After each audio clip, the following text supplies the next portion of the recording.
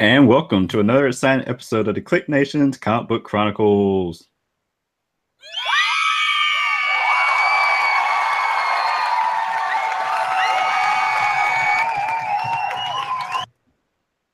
I'm your host, Tim D-O-double-G.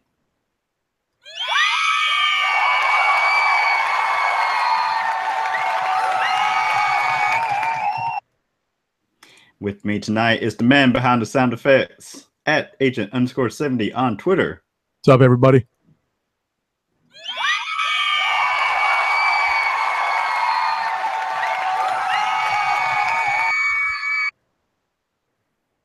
And we also have at RowdyCat on Twitter.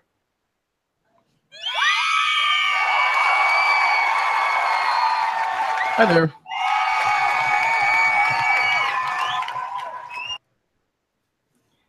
Yes, sir. So for the time being, we'll be a three-man team. Our at PCN_Dirt has a busy schedule taking up his Thursday night. So at least for the next couple weeks and a few months, he will be absent from the show, but we're hoping he makes a hearty, triumphant return back in November. Always still part of the show. That's right. But also make sure to go to his website in the meantime, popculturenetwork.com. And go to our website, thekliqnation.com, where you can find previous episodes of the Comic Book Chronicles, comic book news. On the homepage, we have links to our social media accounts. We're on Twitter, Facebook, Google+, YouTube. And make sure to subscribe to the podcast on iTunes, Stitcher Radio, Google Play, TuneIn Radio, and YouTube.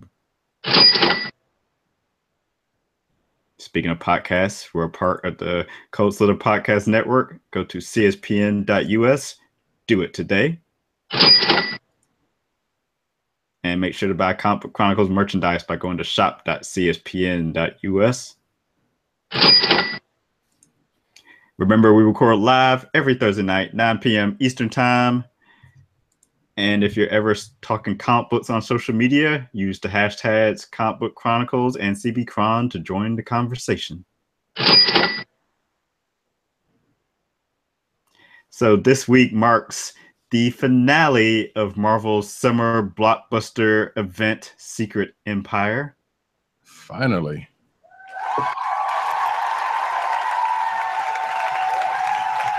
It's like mildly sarcastic on my part.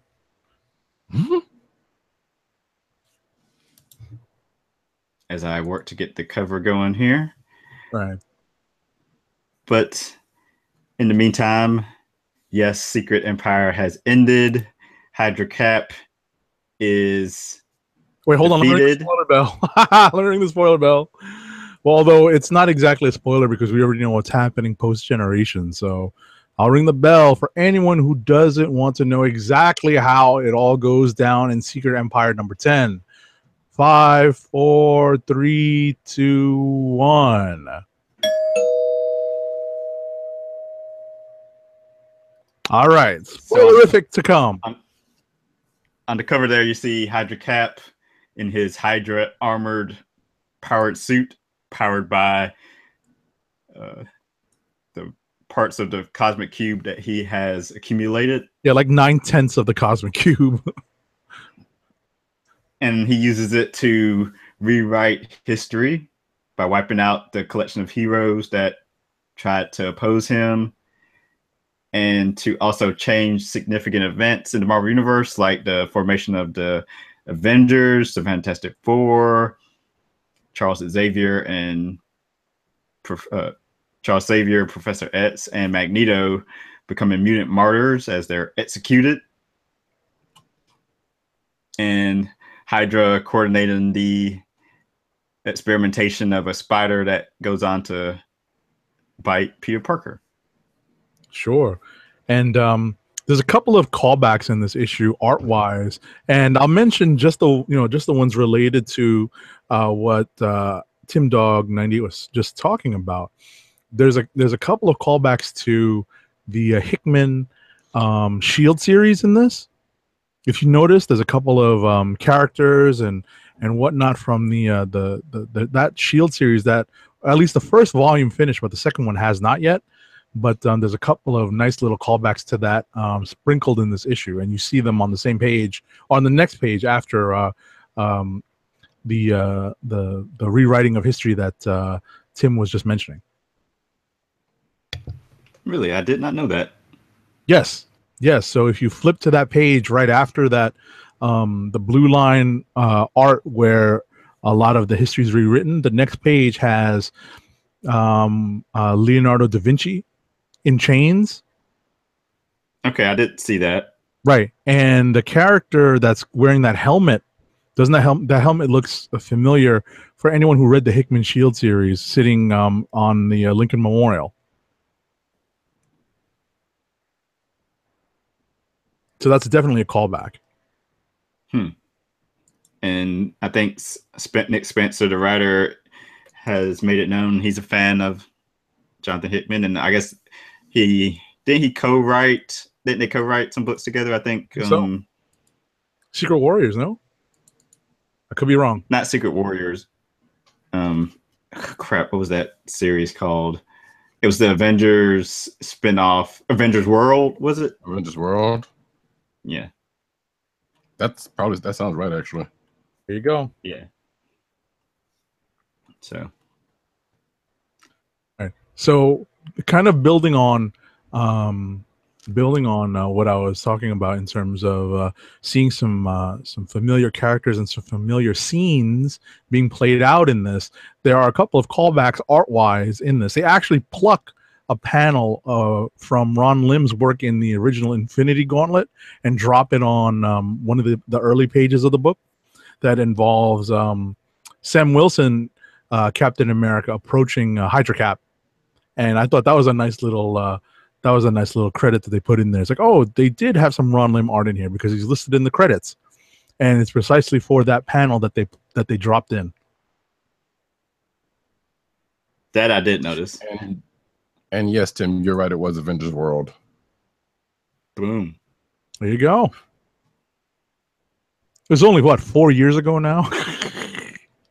Which really doesn't seem like it was that long ago. Yes, well, probably closer to 3 years. I think it came out in spring or winter of 14, like early 14. Yeah, I was reading that series at the time. Same. Yeah, so it was, yeah. And actually, 2013. Well, like late. We were around then, right? Oh, of course we were there. Oh yeah, yeah. Absolutely. Oh wait, hang on. 2014. I was looking at the wrong date. Yeah, but they announced it in late 13. That's what you were saying. Right. I was looking at that too, so. But in any event, yeah, this article says 12, but whatever. Yeah, I wouldn't worry too much about it. So ultimately, no. Right. So ultimately, getting back to the book, Sam Wilson approaches Hydra Cap and does the unthinkable. Does what no Captain America ever does, which is surrender. But it's all a ruse. And the plan that had been hatched by the now returned Winter Soldier, a.k.a. Bucky, is put into effect. And it serves to level the playing field and also bring back good old Steve from what's revealed to be a corner of Kobik's consciousness that's left in that one remaining shard that's separate from the Cosmic Cube. So essentially, and that's where Kobik and Bearded Steve had been hanging out. Right. And essentially what, the way I understood it was that once they reassembled the cube, Kobik could reassemble herself. Mm-hmm. So, and essentially that's what happens. So we get the return of the real Steve, quote unquote. Yep. So, the pre-manipulated Steve, because Kobik comes right out and says, yeah, she manipulated him and made him what he was, but then he got, she was the Dr. Frankenstein to the Frankenstein's monster. So Hydra Cap essentially became the monster, while Kobik / Dr. Frankenstein was left cowering, but materializing literally out of thin air, in full costume, is Captain America in like the old school pre Marvel Now costume. I was kind of disappointed that the Marvel Now costume didn't come back with them. They went old school. Yeah, they absolutely went old school. And there's a couple of nice scenes in this. A couple of callbacks again to some McNiven art. It's kind of funny that McNiven's kind of aping himself in this.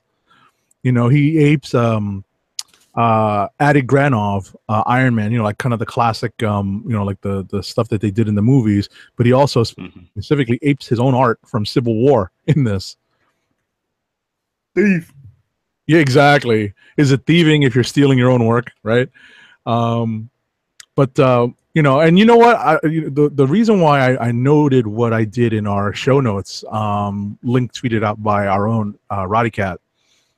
The reason why I wrote what I wrote is that, as much as I've just not been a fan of the storyline, the build up to the return of OG Captain America, I guess is enough to excite even the harshest critic of the latest storyline. So, I'm just a sucker for a cool Cap moment. And one of the cool Cap moments in this is, again, I rang the spoiler bell. You guys were warned. We find out that Hydra Cap really wasn't worthy of wielding Mjolnir. Elisa, the Madam Hydra, had something to do with that. But now that she's gone, it turns out that he's not worthy. But OG Cap is, and OG Cap uses it like a whooping stick. So that like I kind of had a dumb grin on my face when I read this. Scrolling and also reading my physical copy. And we also learned that Madam Hydra manipulated events to make it look like Hydra Cap did lift Mjolnir, or that, I guess that allowed him to lift. Right, somehow. Mjolnir.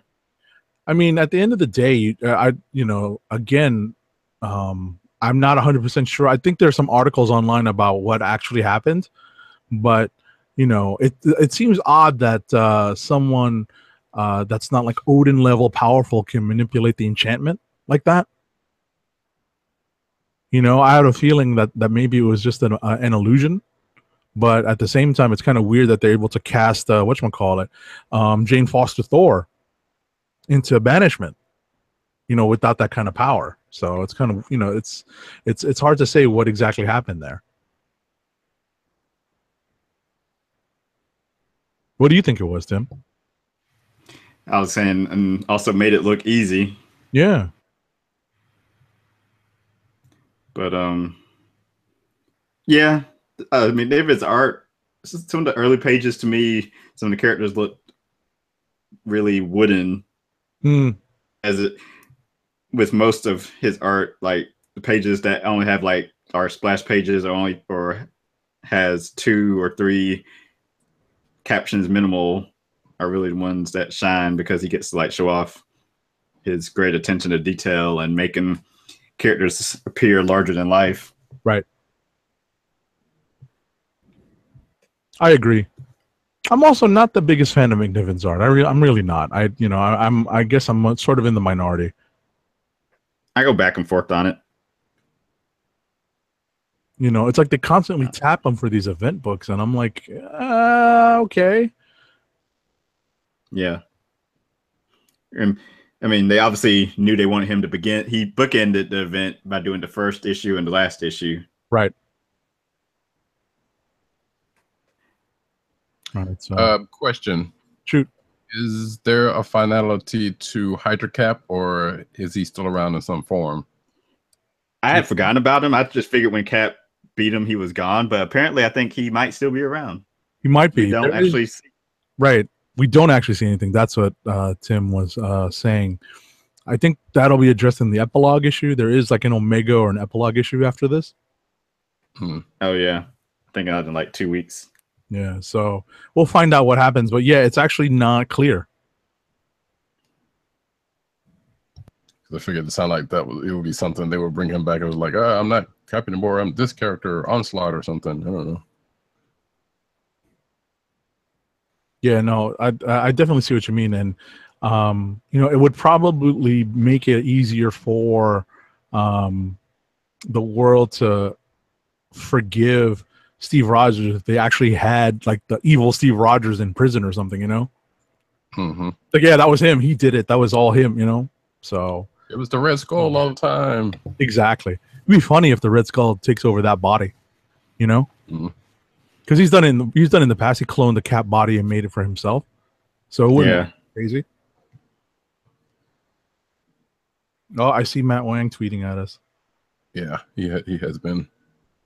What happened to Hydra Cap? Will he be Chlor or the new Stingray? Oh. Good old Matt Wayne. Uh-huh. There was another question I was going to ask you about this issue, but I totally forgot. So it clearly was not that important. And we see I also jotted down in my notes that the sort of aftermath was sort of glossed over very quickly.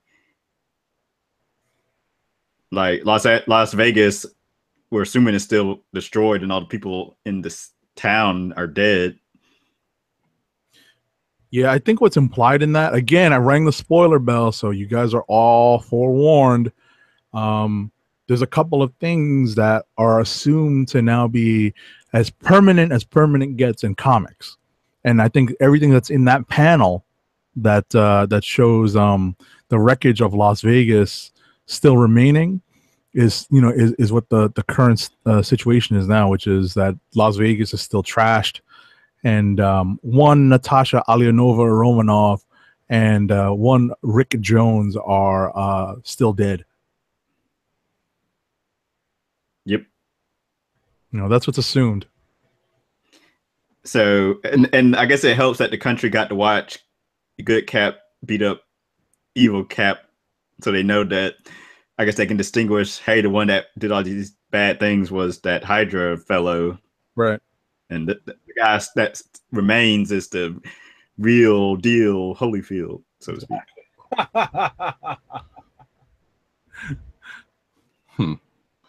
Oh, there we go. I think it wasn't the exact question I was going to ask, and I was going to mention that some would say that Las Vegas is probably already trash, but I don't know. I've never been, but so is Bearded Cap still Bearded Cap, or is he like? Has he? I guess we still don't know that part yet. Was it? I guess he was Bearded Cap throughout this whole thing. That's the one that showed up to fight that guy. Okay. That's what I'm saying. He shows up as regular Cap, no beard, old school costume. Yeah. Okay. And from the chat, actually, Matt Wang's, because I asked him, what do you think of the issue? And he was like, okay, ending, few good moments, but was expecting more. And I can see why. Yeah, no, absolutely. You got your big moments. You got Cap versus Cap and Hammer Time. Exactly. Like picking up the hammer. That's as much as we've seen it done over the years, it's still a big deal for characters to pick it up. It was one of the whatchamacallit, the story points early on in the series anyway. But Odin's son didn't question how he was able to do it, I take it, as he has with Jane Foster. Because he's seen Cap do it before, exactly. I guess. Right. Exactly. That's how that would be quickly explained away. Right. And I kind of, and I give Spencer some credit because I like the page, the panels and the script leading up to the moment when OG Cap picks up the hammer because, like I was saying earlier, it's basically revealed that Hydra Cap was never worthy. But it's kind of funny, this is one of those like kind of classic lines that you hear in a million forms of media, OG Cap basically says, "Here, let me try," and it's just a great, like you can sort of hear in your mind and see in your mind what's going to happen next, even before you turn the page.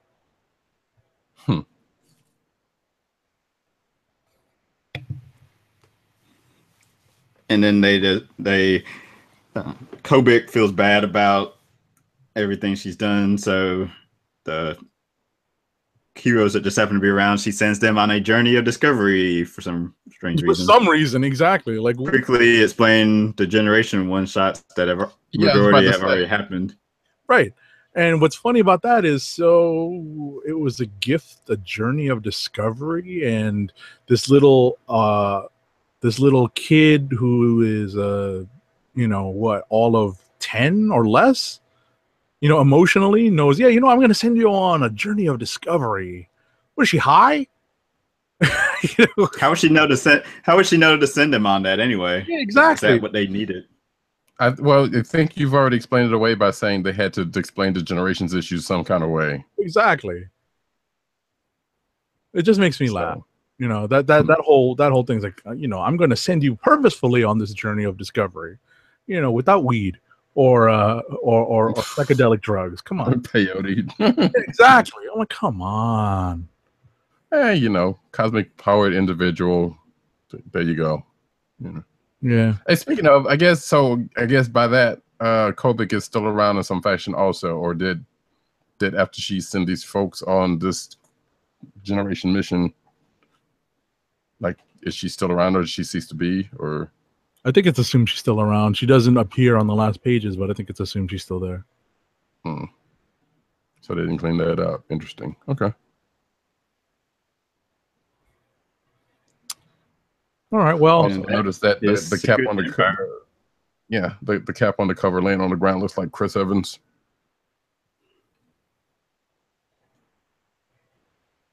Say again. Which I said the cap that's on that's laying on the ground on the cover. I'm assuming that's there's a cap on the cover. Yeah, down here. Well, is that it's Odinson? Thor. That's Thor. Yeah. Oh, okay, I thought that was because it looked like Chris Evans. Yeah, cause that would definitely give the story away, even though they gave it away Monday. That part of Cap showing up. Yeah. Okay, I think we have pretty much wrung out Secret Empire. Long may it rest. We'll see where we go from here. Yeah. We still got Legacy coming up. So gosh. All right, so let's move on. What did you guys read? Well, I guess coming off of that, and I guess that journey of discovery, Generations Hawkeye and Hawkeye #1. All right. Anybody read it? I read it. Okay. So I guess given the explanation that we now have just parsed together from Secret Empire, I guess we now know the underlying reason as to how these people are getting into these predicaments. Although, weirdly enough, in this issue, so we see Kate pop up on this island, not necessarily unlike Battle Royale. I would go so far as this way. In fact, this issue feel like it kind of plays like Battle Royale, aka PUBG, for those gaming folks. So she finds herself on this island where all of the world's greatest marksmen are, and they are duking it out. Some would say Battle Royale style, with a hitch, except for nobody. Well, so there's a bunch of villains on the island. They're trying to kill people, but the people that are playing it, quote unquote, right, like our two Hawkeyes here, they have these teleportation belts, which look like targets. And you hit that and the person disappears, which brings up something that's really, really, really strange to me. Because in the course of this book, so Kate meets a much, much younger Clint, who I can only parse together as being from probably like actually I'm not even quite sure what era he's from, but we do know it is before Boomerang era, which I never thought there was a time where he didn't have the Boomerang arrow, and it doesn't seem like it's young, brash, you know, the Kooky Quartet, Clint. But that's just me trying to throw some sense into this. But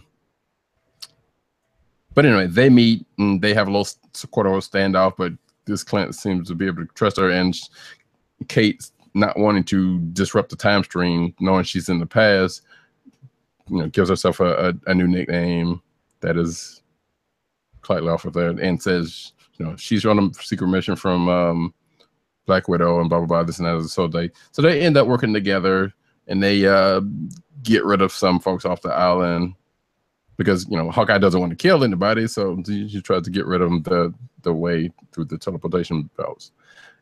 So they find the layer of who seems to be behind this, and also the swordsman shows up, who, I guess, spoiler alert, you know, may or may not have something to do with it. I'll ring it. 1 second. Yeah. But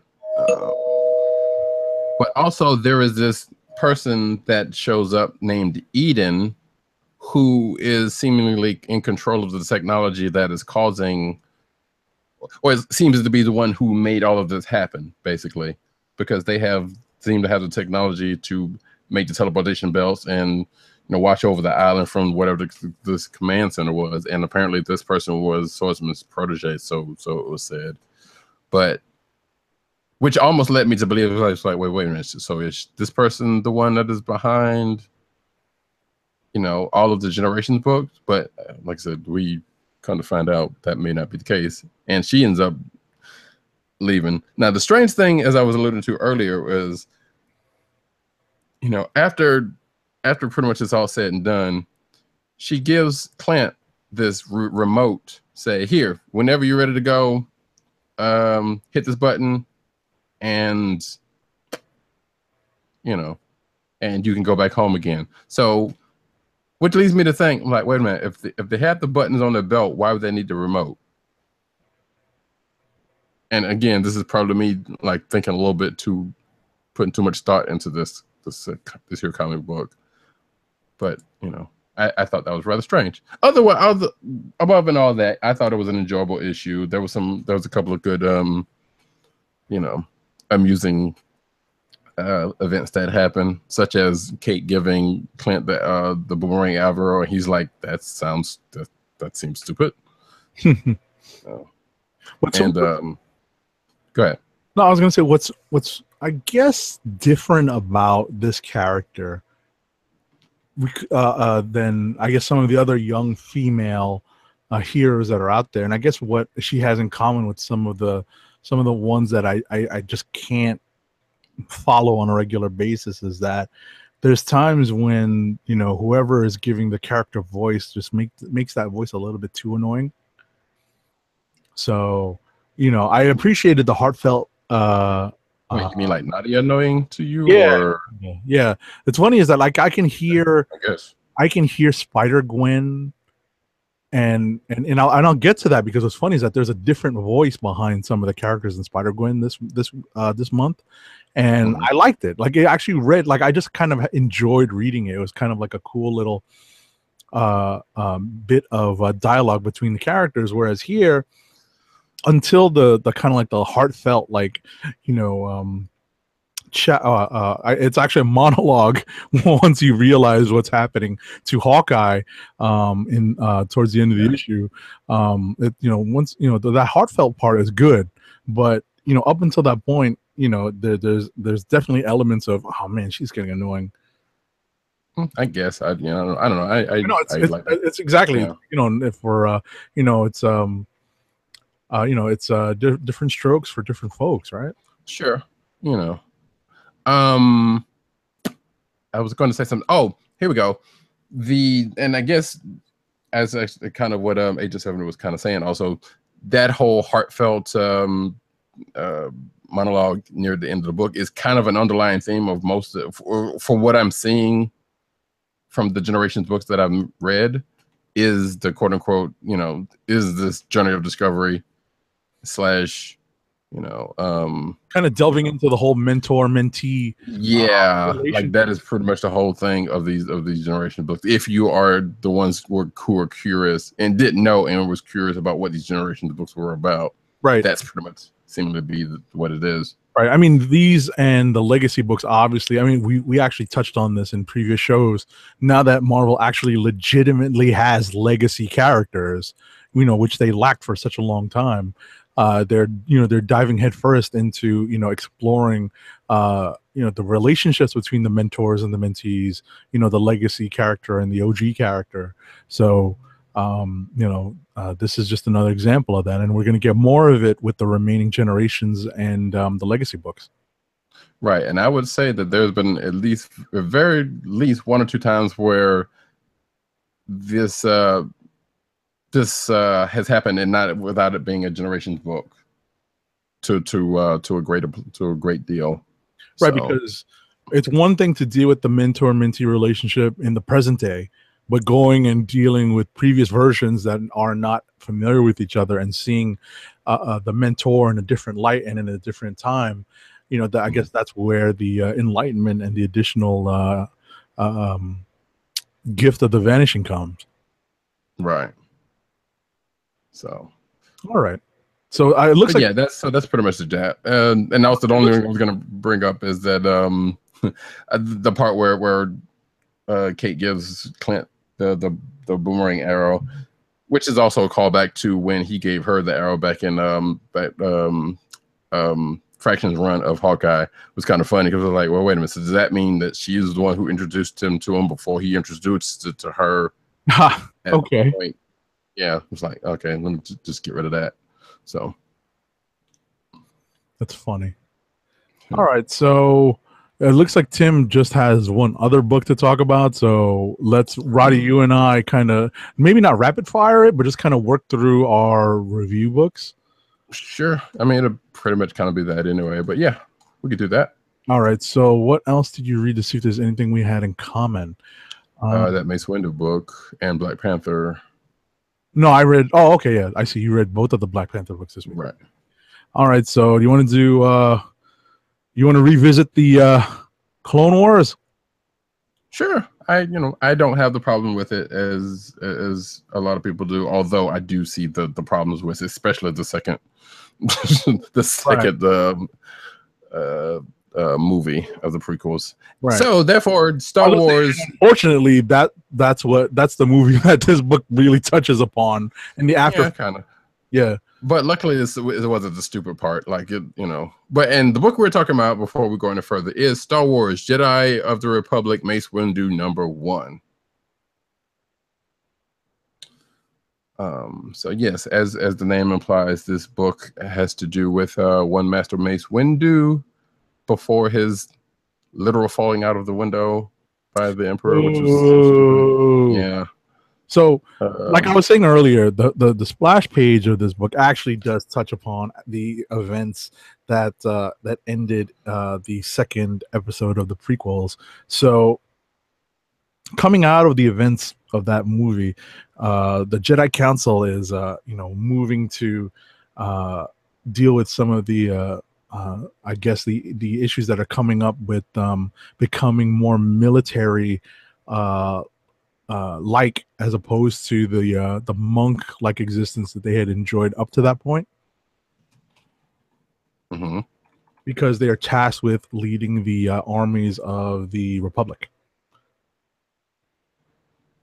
And one of the things that comes up in this is, the Jedi aren't necessarily comfortable with that role, and some specifically more than others, right? And this story kind of weaves some of that discussion in and out of I guess what the arc of this book is going to involve, which is an A-team like mission that Mace Windu, aka Hannibal Smith, is on, because he is the leader of an elite group of Jedi who were tasked with well, I don't know about lead, but definitely a group of, a hand-picked group of individuals for certain. Well, come on, there's a BA, there's a face, and there's sort of a Murdoch in there too.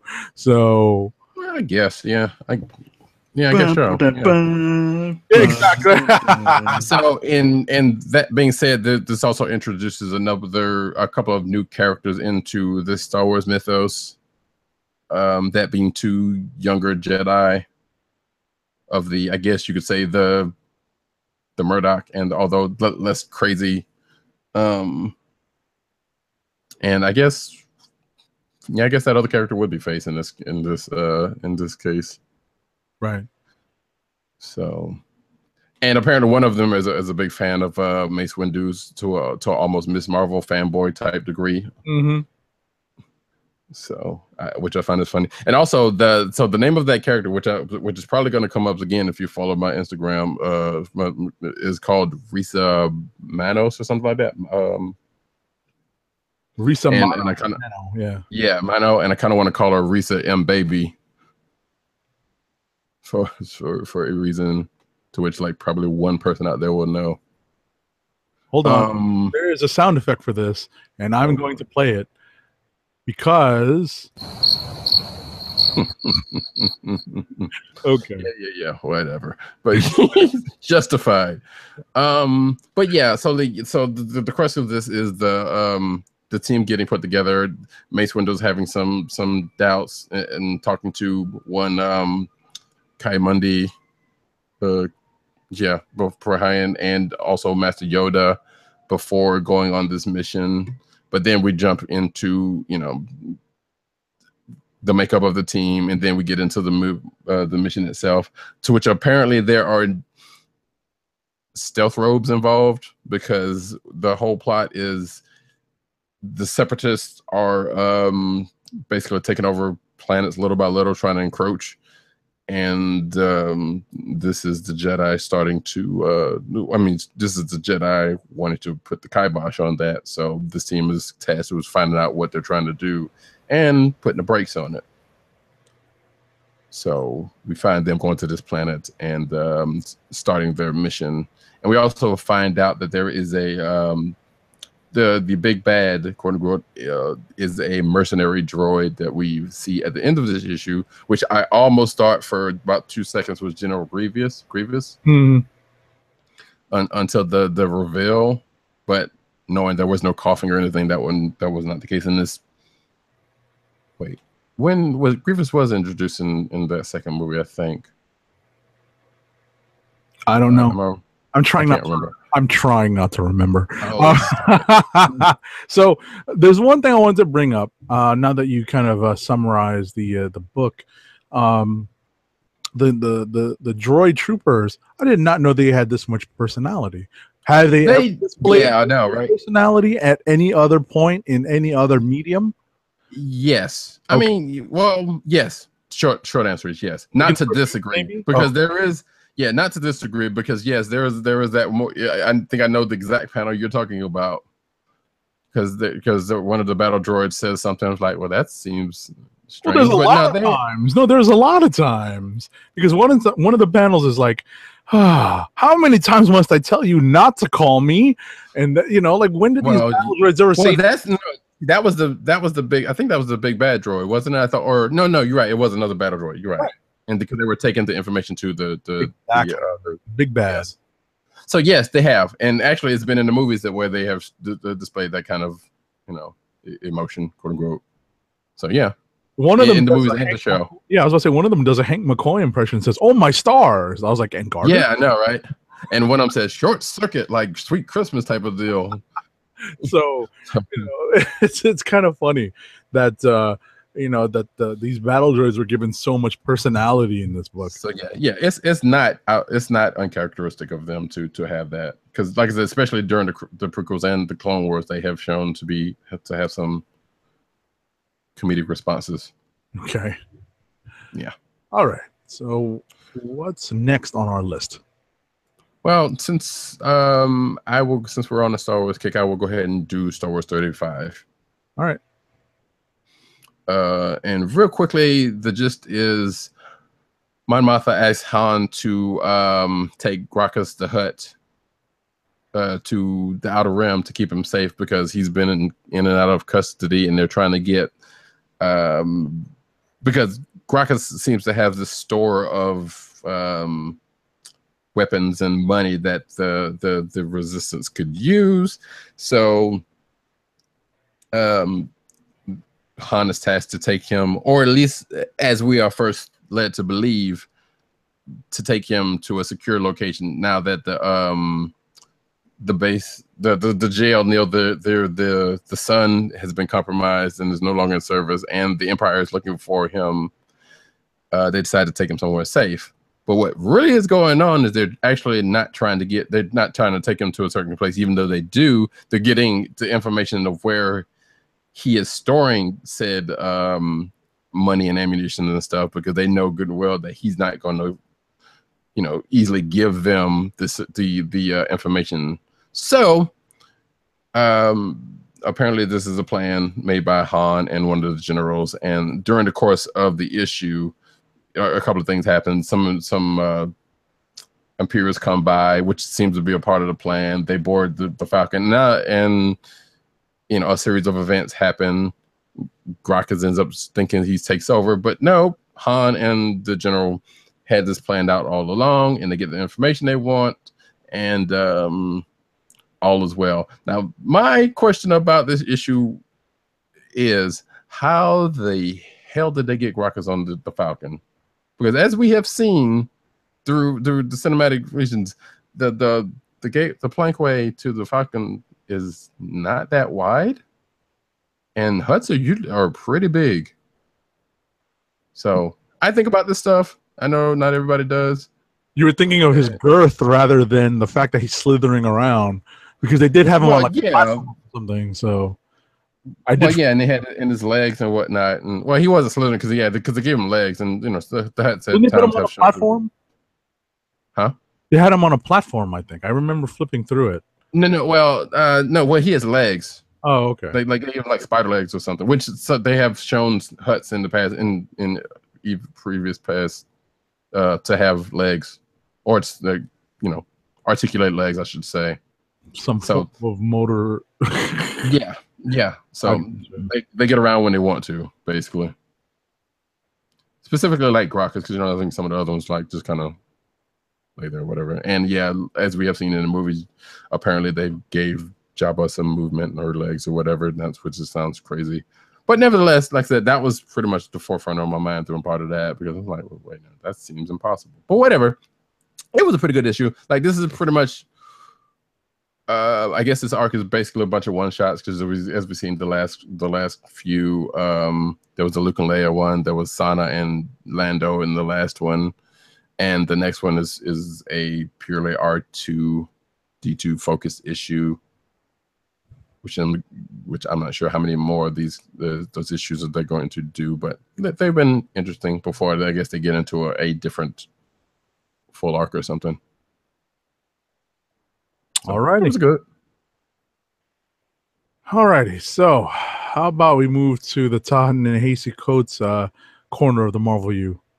Sure. Oh yeah, we can do that too. So I read one of the two Black Panther books out this week. I read the main series, Black Panther, which prominently features an X-Man. I'm not spoiling anything. She's on the cover. I'm referring to Storm.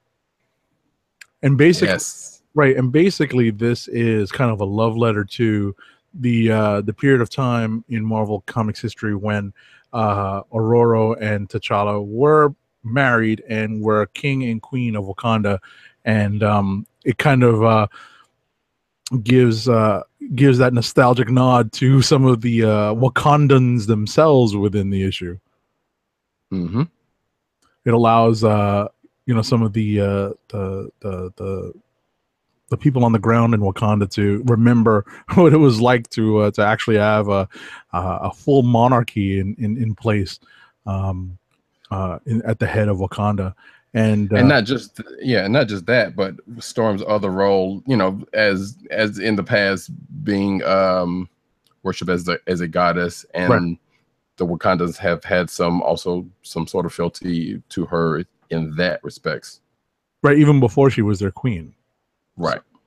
Again, this is part of the continuing story about the dearth and the the removal and the death of the Wakandan deities left and right, and some other beings kind of trying to come in and take over. Yeah, I was about to say coming not necessarily to take their place, but to eradicate those who don't believe. Mm-hmm.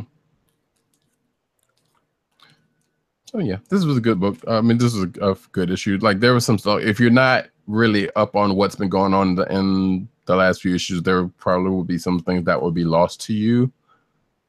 But they don't touch on a couple of things in like the last issue specifically. That being the kidnapping of T'Challa's friend. But I guess there will be going back into that probably next issue at some point of that. I would like to also point out that I am holding up a variant cover because I could not find the regular cover from the comic shop that I had to go to. Cool. So, but yeah, like I said, it was a good issue. If you are up on what's going on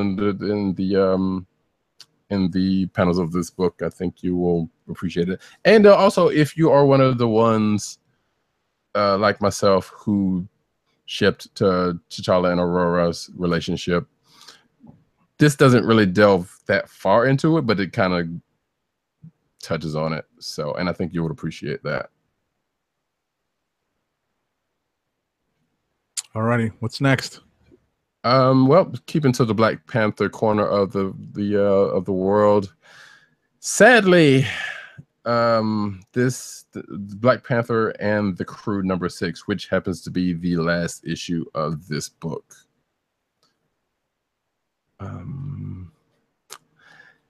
So yeah, there's not a whole lot to say about it because it basically ends the book and wraps things up in a not complete fashion because it seems like I don't know if the ending of the book caught them unawares or something, but it seems like they just kind of wrapped up certain things like not necessarily nice and neat, but they just pretty much got to an end basically. So if you have been keeping up with this book, we have our crew in the present that's been put together to investigate the murder of a shared colleague of all of the crew, in one Ezra that I can't remember his last name, who had a crew of his own back in the days of back in the 60s. We have seen this book from back then, and then we see the investigation of the murder, which ended up being more than just the investigation of the murder at times, in that Hydra has something to do with what's been going on with Harlem. And apparently in this issue, they don't really do much to put it anywhere else outside of the fact of that. But so yeah, like I said, we get Ezra's point of view from back in the day and the problems he had with his crew later on, because they had some falling out because of some things that they were doing that weren't in the vein of what they originally got together for. And as of last issue, we found out that Hydra was the one that gave them all the powers.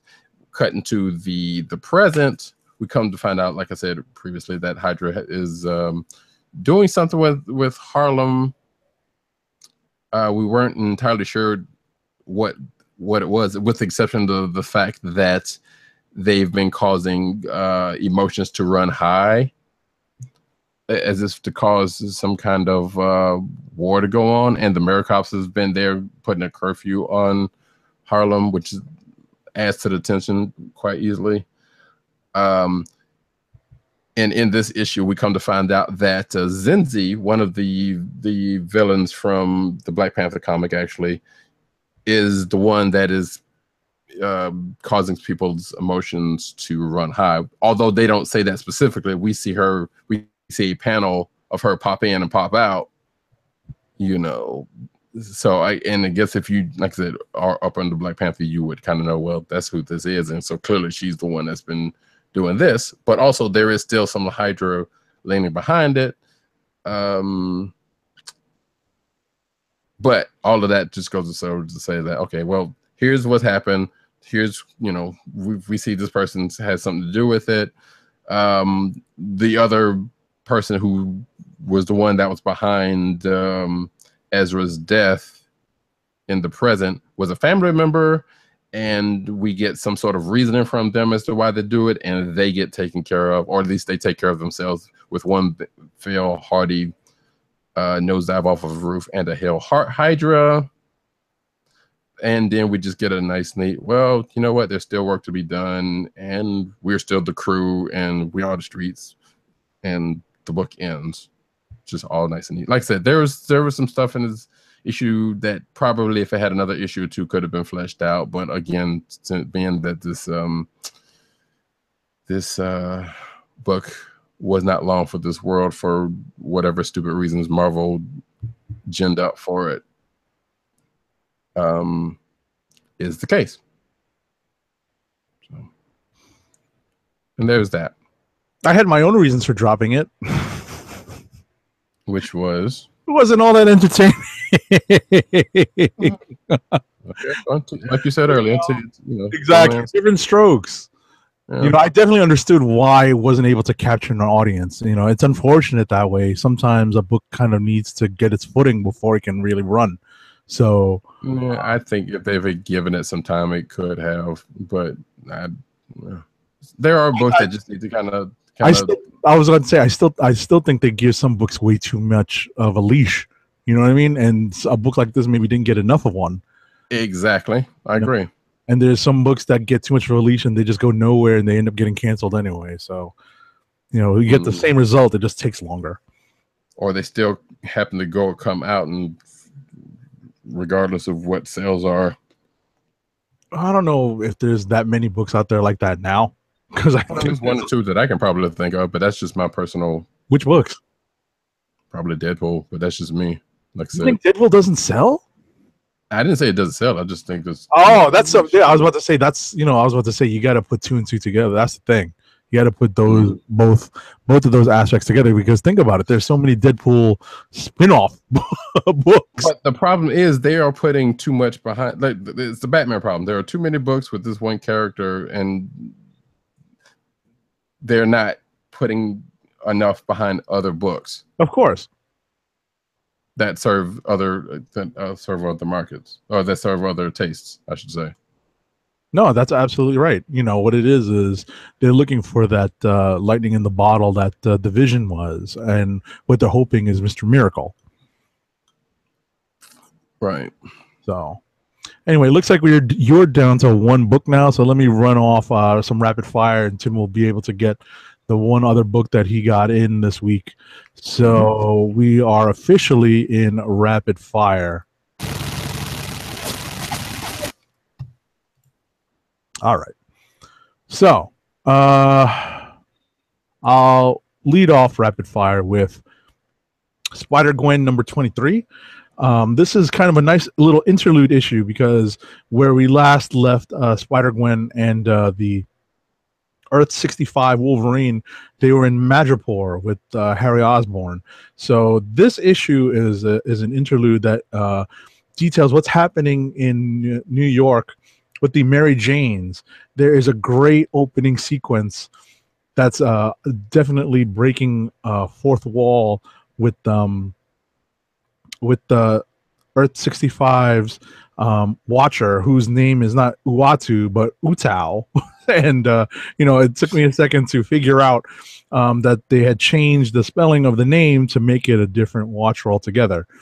So I definitely recommend reading that section just so that you can kind of appreciate a little bit of humor writing when it comes to dealing with a slightly different Watcher character.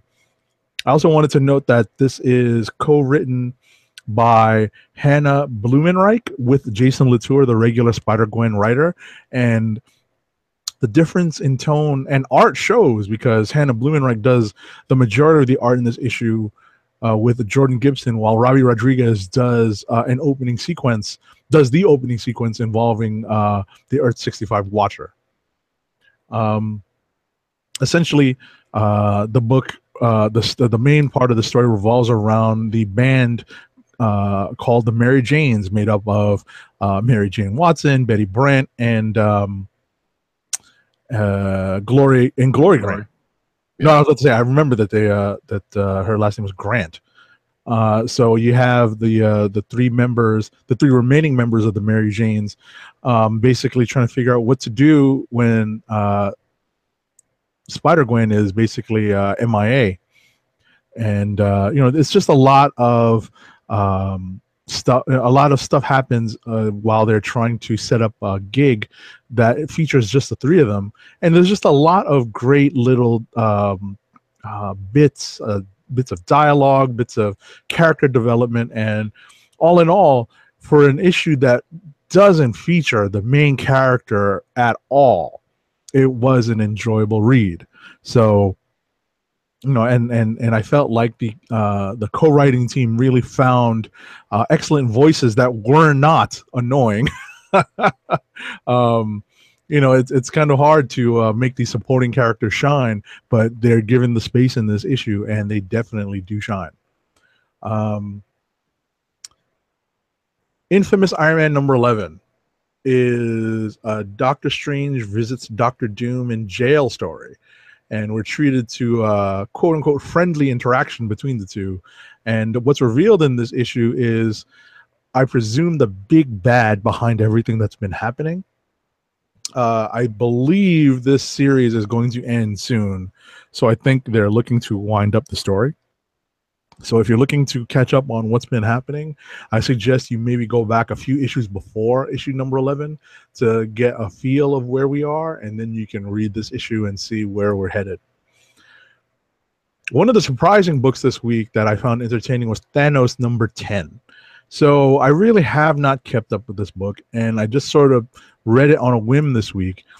And considering that this is the week of Jack Kirby's 100th birthday, I definitely felt a new Gods feel with this issue of Thanos, where everything from there's almost like there's a Marvel version of the Source Wall that Thanos has become entrenched in, and basically Thanos is given a form of peace by basically giving him the hero's life, and it's just so disconcerting to read and trying to figure out what the heck is going on. And ultimately, Thanos's trip into the Marvel version of the Source Wall results in him reaffirming his evil and tyrannical nature. And meanwhile, the other part of the overarching story involves Thane and his quest to one, kill his father, and two, become even more powerful than his father. These two stories are coming together. I don't know if this series is ending soon, but it has that feel that it might be, because it looks like they're. Oh, it's not.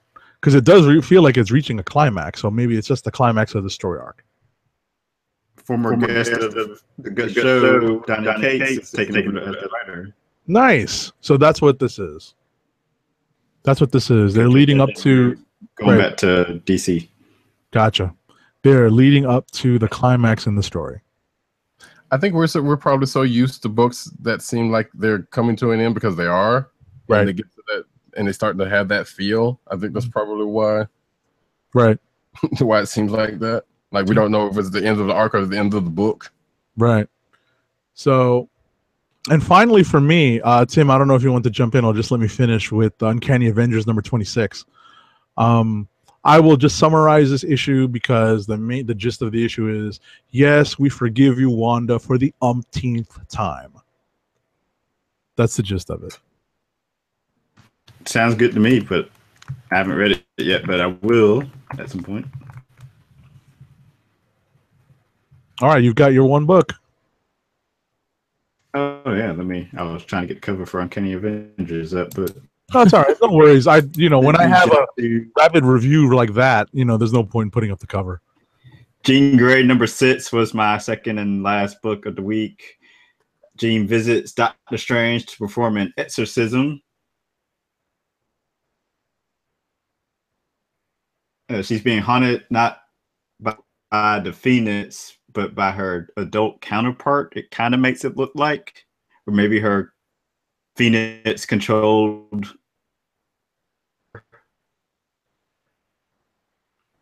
There's a lot of jumping back and forth between different adult Jean Grey's history that we get to see, like the Jim Lee era, the X-Men, when they're fighting the Acolyte states. We see her, Cyclops, and I guess during was that Grant Morrison era? It was like a love triangle between the three of them. I'm looking now. Not really sure who was the creator behind those stories. It kind of ends with Doctor Strange not being able to hear the voices that Jean still hears.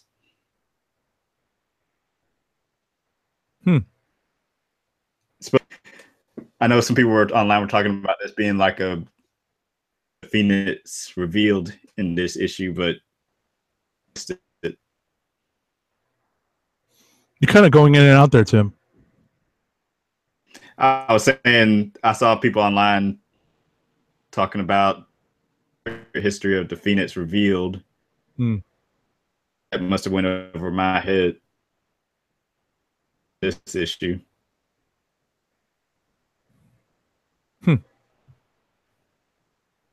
Well, I guess with that 1 million BC coming and what was revealed in that last week's Thor Generations book, I guess maybe they're trying to. Well, also the Jean Grey Generations book also. Right. That's what I'm saying. All right. All right. Clicks of the week time. Well, I got one more book. What do you got? What was left? I thought we went through. No. What was left? One more. Okay. America #6. Oh, that's it. I see it at the bottom. Yeah. So real quick, after the events of last issue, America gets captured by this whole flame of hers, who kind of came back into the picture because this whole Flame's pops got kidnapped and wanted her to go up against America in this boxing match. What seemed like that was put together by Arcade, but Arcade put this together because he was being hired to by some, well, not so mindless one, a real dapper looking, not so mindless one, and someone else who is revealed at the end of this issue to be someone that America fought earlier. Well, I guess in the first couple of issues, basically. But Kate Bishop and the Marimar, who we come to find out to be America's grandmother that she did not know she had, that's been kind of popping around, trying to get her to notice her, or trying to get her to connect with her, finally reveals herself as America's grandmother, because America, every other time that she's shown up, did not want to have anything to do with her. So she finally just up and reveals the fact that she's a grandmom, and during the course of fighting these mindless ones and whatnot, America gets a new power called the Power Stomp, and apparently she has another one that's a couple other ones that are between that and another couple that are wrestling inspired, seeming like, judging by the names. They get called up during the course of this issue. But it pretty much goes from, okay, well, the fight is going on. We reveal why the girl kidnapped America. Kate Bishop and the Miramar come in and free the dad on the other side of this, and then get him and the girl who she was fighting out of this. And then Miramar, like I said, comes back and helps out America and reveals herself. And near the end, they pretty much are like, well, okay, now that I know you're here, I want to connect with you, but I'm still in school, so you can't just keep popping in and encroaching on my life, basically. So they pop off into a star portal, and that ends the book. Forever? So what? He said forever? No.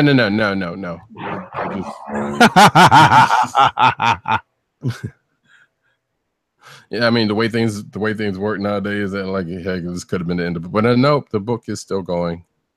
All right. For the time being. So this was just so now are we actually now we have clicks of the week. Mine's easy because since I only have 2 to choose from. Oh no. Wait, let me guess. Secret Empire. Jean Grey. Aw. All right. Let's see. Believe it or not, I'm actually torn between Secret Empire number 10, which I did enjoy, and of all things, Spider-Gwen number 23, which is just kind of out of left field. But I think I'm going to second the Secret Empire number 10 vote because, again, I'm a sucker for cool cap moments. Okay, well. Yeah, I don't know. Like, there's been things I've enjoyed about this week, but nothing like just blew my mind as standouts. So this was slightly hard for me. And I guess shout out to Mace Windu book because that was all right, and shout out to Star Wars. But I think I am going to give it to The Departed, Black Panther, and The Crew number 6. This book could have been something it had to given a chance to live. And it sucks that it's gone. So there. Alrighty. And on that note, I think at TimDog98 is getting ready to head out. He is, but I want to wish everyone a happy and safe Labor Day weekend. Labor Day weekend. Yep. You got any plug? I may hopefully Sunday at Dragon Con in Atlanta. What? Yep. More than likely Sunday. When you say hopefully there will be video. No, I'm just gonna go drive up for the day and come back home. When you say appear, I thought you were going to be a featured panel guest or something. Like a panelist or something. Yeah. When you say appear, that's what it sounds like. Maybe a walking patron. Gotcha. Hey, maybe one day they'll let us have a panel on at Dragon Con. There you go. Enjoy, man. That's this weekend? Yeah. Yes. Cool. I guess technically it start today, but I guess really kicks off tomorrow. Yeah, basically, usually.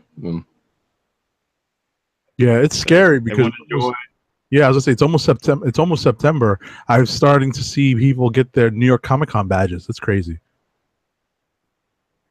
I guess the IMAX premiere of the Inhumans was tonight. Oh, okay. And there's I do have an IMAX theater here. But Tim, real quick, did you finish Defenders? I did. All right, so I know Roddy Cat may still be finishing Iron Fist. I haven't. No, I haven't started. Correct. You're correct. I have not. So we may, for fans of our Treasury editions, where we deep dive into some of the movies and TV shows that we don't always have time for, on our regular Comic Book Chronicles. We will discuss whether or not we're going to do one. It has been 2 weeks now since it's been released, so we may be clear of spoiling it for most people who want to watch it. But there are people like Roddy Cat who are still trying to catch up on some of the other Netflix stuff so that they can go in with all the info that they need. So just be on the lookout for a future Treasury edition discussing the Defenders Netflix series. And apparently one Matt Wang says if we name drop him, we could probably get a panel at Dragon Con, and I don't doubt that at all. I'll make sure to name drop him then. There you go. All right, Tim. So you got anything else you want to play before you go, or that's it? Oh, guess that's it. That's it. All righty. Okay. Later, Tim. Take it easy. Later. And with Tim Dog departing for the evening, that leads us into our first ad read. So, let me tell you about Skull Candy. Skull Candy makes the best headphones, earbuds, and gaming headsets, all with lifetime warranties. Skull Candy produces many types of audio accessories, including headphones, sports earbuds, Xbox and PlayStation gaming headsets, DJ headphones, and iPod and MP3 headphones. And now, for the listeners of the KLIQ Nation's Comic Book Chronicles, Skull Candy offers free standard shipping on your order. To help keep our podcast free, order from Skull Candy by going to cspn.us. That's cspn.us. Then click on the Keep Our Podcasts Free link. Click on the Skull Candy banner and then shop for high-quality audio accessories with free standard shipping. Skull Candy Audio through cspn.us. Do it today. And we lead into the news.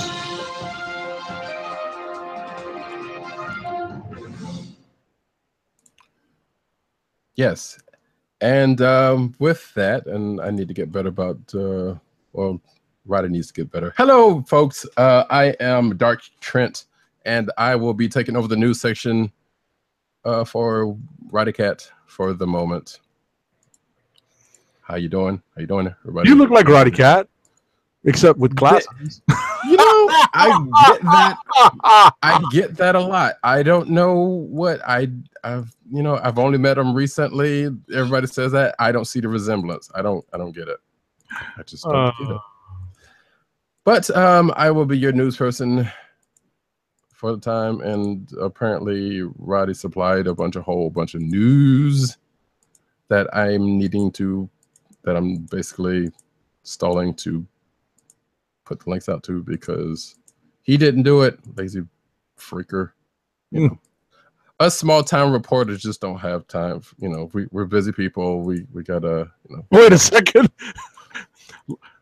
So, producer at DragonCon liked the tweet that we were all mentioned in that that says if we name drop Matt at Matt Wang 97, we could probably get a panel at DragonCon.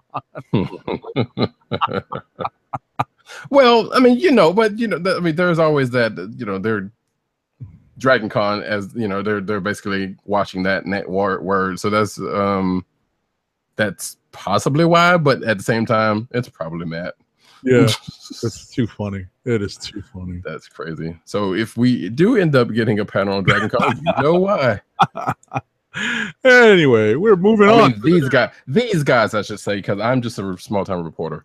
Anyway, first up, we have cinematic news. In that, Rey prepares for training in new Star Wars 8 image. Yeah, she's neither she's not waxing on or waxing off. We'll put it that way. Yeah. And apparently, Maz Kanata's, aka the beautiful Lupita Nyong'o's role in the Star Wars: The Last Jedi has been revealed. Apparently, underwater. Great. How does Roddy deal with that every week? I tell you, gee willikers. Okay, how do I sound now? Better. Good. All right, so next story is the Black Panther's sister will appear in Avengers Infinity War. So Yes. the actress in Infinity Wars. The actress Letitia Wright has been officially added to the growing cast of Infinity War. She's the actress who plays Shuri. We're waiting for our invitation to be in Infinity War and Black Panther, since everybody else in creation has been it's a gigantic ensemble cast. Yes, so look for us somewhere in the background to one of those scenes, hopefully. with the speaking part. Anyway, first Ant-Man 2 SAG image. cards. I know, right? That's true. First Ant-Man 2 image reveals Wasp's costume. So I kind of wish it wasn't as dark. Wasn't that dark? But at the same time, I see the inspiration from the Ant-Man costume. Well, and also Nadia's costume. Excuse me. There seems to be some Reference, some likeness to, yeah. But yeah, so if you remember the end of Ant-Man, for the first Ant-Man movie, you saw the costume because it showed up there prominently, right. or more specifically, the end credit scene. And now we see Evangeline Lilly, especially this was on the set, and the picture of her in the suit came as a part of her saying honoring Jack Kirby's birthday, actually. So as you can see, if you're watching the video, she says in her tweet, I am honored to be on set today playing the Wasp on what would be Jack Kirby's 100th birthday. Hashtag thank you, Jack Kirby, Ant-Man and the Wasp. So I thought that was cool. So next up. Alrighty. This was a cool reveal. Sorry. Auto play video doesn't interrupt the read. Misty Knight. At the end, at some point in Defenders, we all know it's going to happen. I'm not really spoiling Body Cat, right? I'm not really spoiling Body Cat. If you follow the comments, you know this is a thing. So so this is not a thing. I'm not worried about this one. Exactly. So what's been revealed is that the season 2 first look at Luke Cage has revealed that Misty Knight has acquired. I'm going to ring the bell anyway because there's people out there.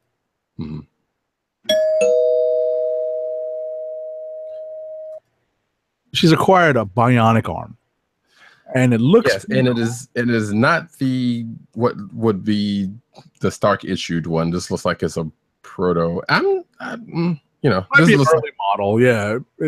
What's implied, right? It kind of has like that unfinished look, and I think that's what implies that it's still kind of the early model of the bionic arm.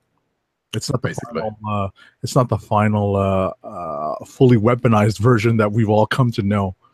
Right, and maybe at some point she will get that in season 2 of Luke Cage. We don't know, but regardless,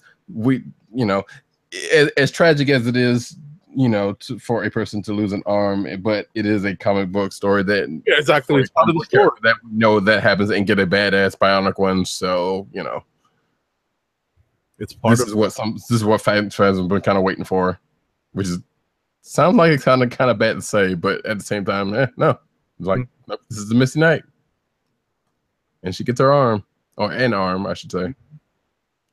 So, and not much is really known about, whether she's going to get, her, what we know to be her iconic arm, and whether it's going to come from Stark or, which I gotta think it'll probably be like, this is from TS. Thank you for your service, something like that, and someone from Stark Industries. Assuming that happens in Luke Cage. Like something like that will probably happen, and with a note from some nameless Stark Enterprise person. We'll see. Yeah, we'll see. But other than that, Simone Missick looking badass with the arm with Mike Coulter there in the picture. Coolsville. Next up, Ray Fisher calls DCEU Cyborg different for a new era, and quote unquote. So during a recent appearance, Ray Fisher was talking about his version. I guess he was being asked about his version of Cyborg and how he's going to play it. And he goes on to say that, he basically says that, he grew up on the, the Kari Payton voiced version of Cyborg, but he's basically doing his own thing. Okay. But he's going to try to do justice to the character. That's paraphrasing. No pun intended. So in our next story, Etta Candy is on a mission in the first clip from the Wonder Woman movie's new epilogue. I guess with the home release, there's going to be an epilogue that's going to feature Etta Candy, the Golden Age comic superstar played in the film by Lucy Davis. Yes, which is cool because that character didn't have a whole lot to do, and I enjoyed that character. Yes. Next up, Vixen animated series to air on the CW. So the 5-minute chunked at a time whole version, which I think ended up being a half an hour, is going to show. Actually, yeah, the first 2 seasons will air on Wednesday, October 30th, which means it's already happened. So you missed it, but it was probably still on CW Seed. Yeah. For anyone who's missed it, and is also out on video if you are so inclined. Alrighty.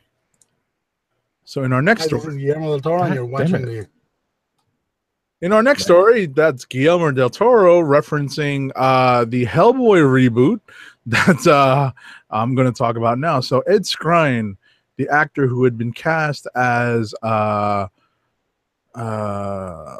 is this character's name? Daimyo. Ben Major Ben Daimyo. Yeah, Daimyo, yes. Right. So Major Ben Daimyo, a character in the Hellboy comics that was originally portrayed as Japanese in the Hellboy books, and whose ancestry had played a role in the stories. Ed Skrein had been cast as that character and had received some backlash because of whitewashing accusations against the film's creators. It turns out that Ed Skrein walked away from the role and cited the controversy and didn't want and he didn't want to be a part of it. So good on him. Yeah, totally. Good. And there were people on Twitter that's been giving him a response for doing that, and so cool. Now, the one thing, and this is just me, I recognize, so whatever, but I'm thinking, did he know about this role, being the character's background in this role, when he took it? Five will get you 10. So, the character's background was not part of the test script that he got. And he didn't look at the comics, right? And he didn't look at the comics. That's there was that too, or it was, and maybe someone thought, and he at the time didn't think that there was going to be any pushback on it. Yeah, that's probably it too. But my gut says, if they're not going into it reading the comics ahead of time and they're just looking at the script, they're not going to know if it's not actually put in the script. So. Yeah. If that's what the creators of the movie intended, then it's more than likely that the actor's walking in blind. I'm willing to give the actor maybe 70% of the doubt, because I don't think all of these characters read up before they get the part. Probably, yes. Right. I think the majority of them do not read up on the source material before they get the part. I think there's a few that do, because they know what they're getting into, especially if it's a named character like Captain America. Like, I'm fairly certain that when Marvel was pitching Captain America to Chris Evans knew what he was getting into, and that's why he kept turning it down. He was familiar enough with the source material, knowing that this was going to drag on and on. It was going to be a major character in all of these movies because of just being even vaguely familiar with the character. But when you're getting something like this, where it's like a secondary character, I'm willing to give the actors a little bit more leeway when it comes to not being completely familiar with the character's background. Like I said, I'm more willing to believe that it's not even listed in the description of the character when they get the script for a test. Yeah, I don't know. I agree with that, but at the same time, I kind of have trouble with that. But I kind of more believe that the fact that that would happen more often than not. But I don't know. That's still slightly hard to believe in a case. But moving right along, actually, Flashpoint will have ties to Shazam, which I guess I should have saved for a story that was going to happen. And before this thing, for God's sake! God damn it, sites. Right. Stupid sites with their auto playing. I hate that shit. This is why I block. Right. This is why I ad block.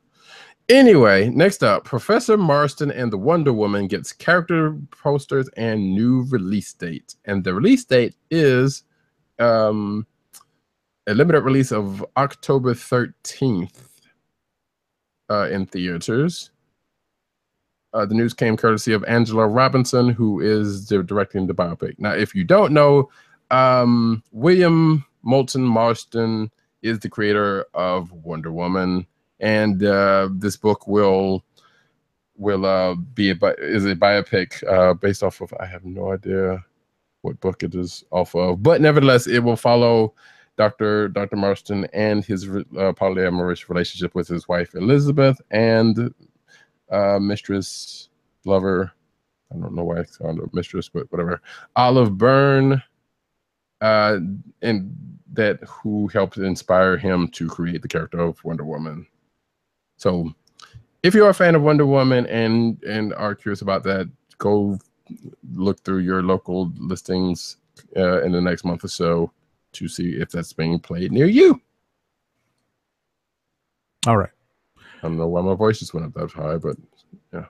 In our next story, the Shazam movie begins pre-production. Yeah, that's you pretty much. Yeah, that's summed it up.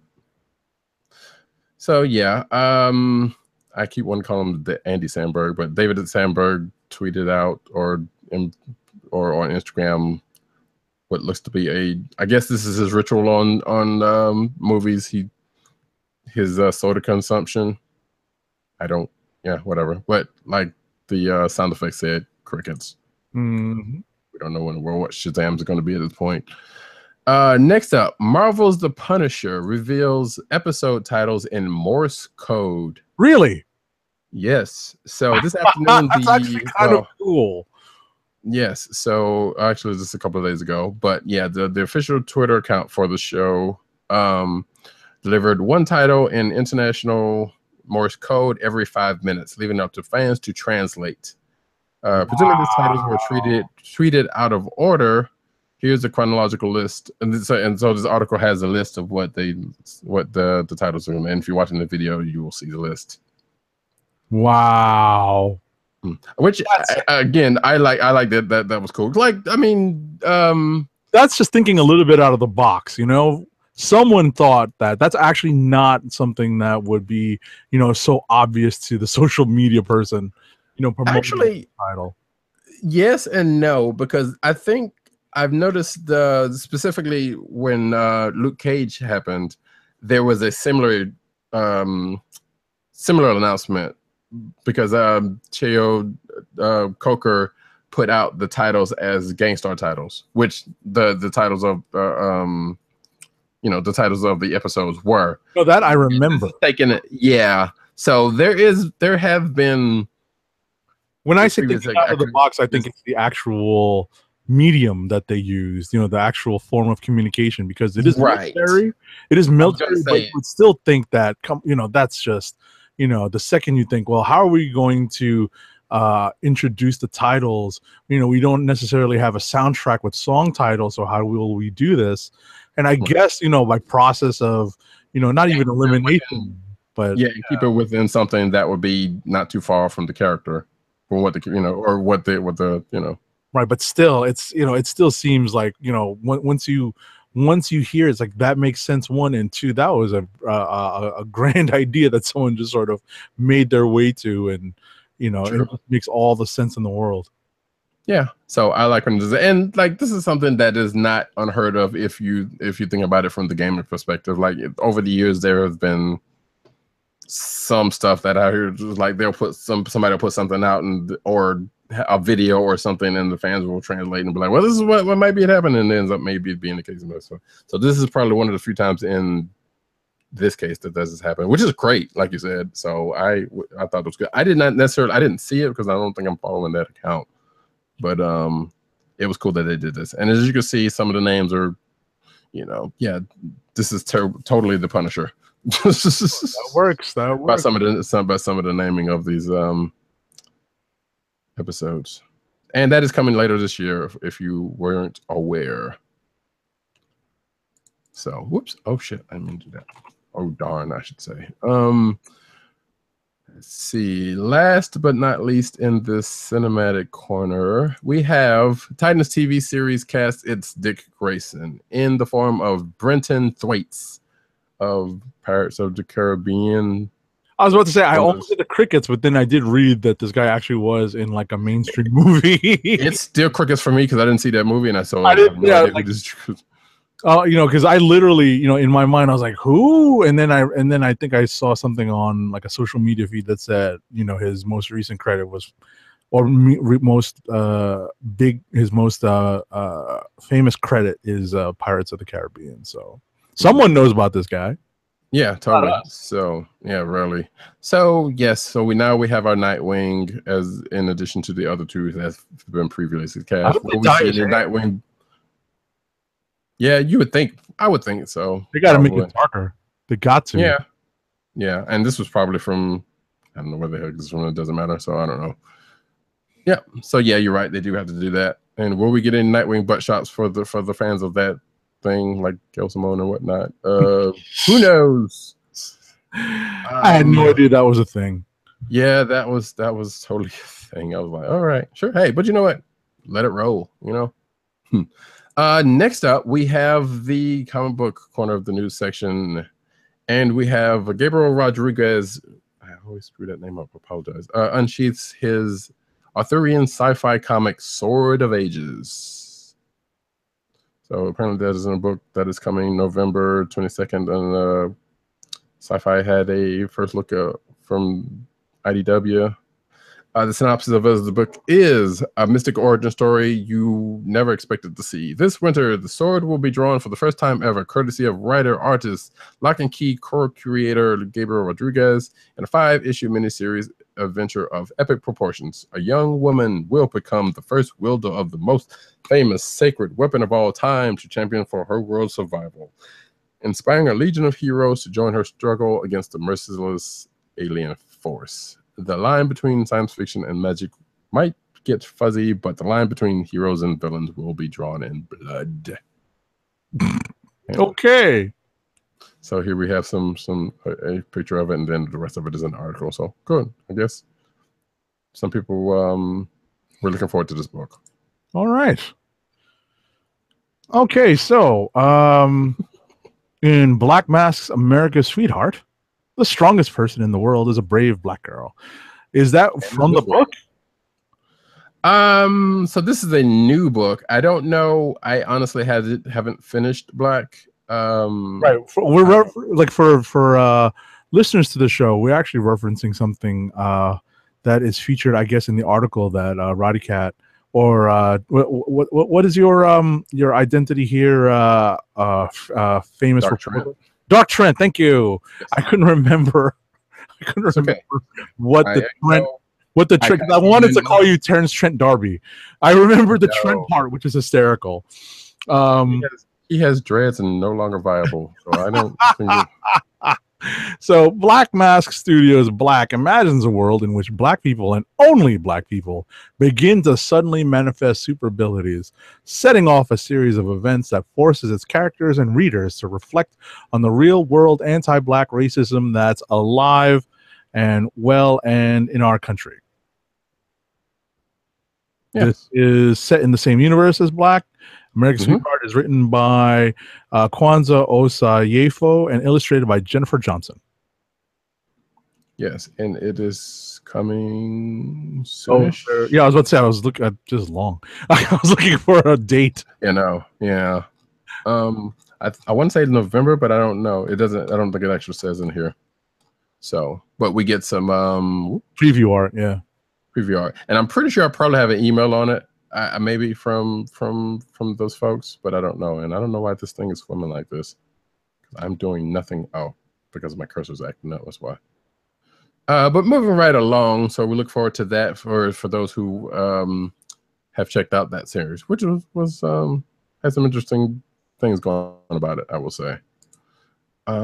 Next up, Voltron, Legendary Defender, is coming back to comics.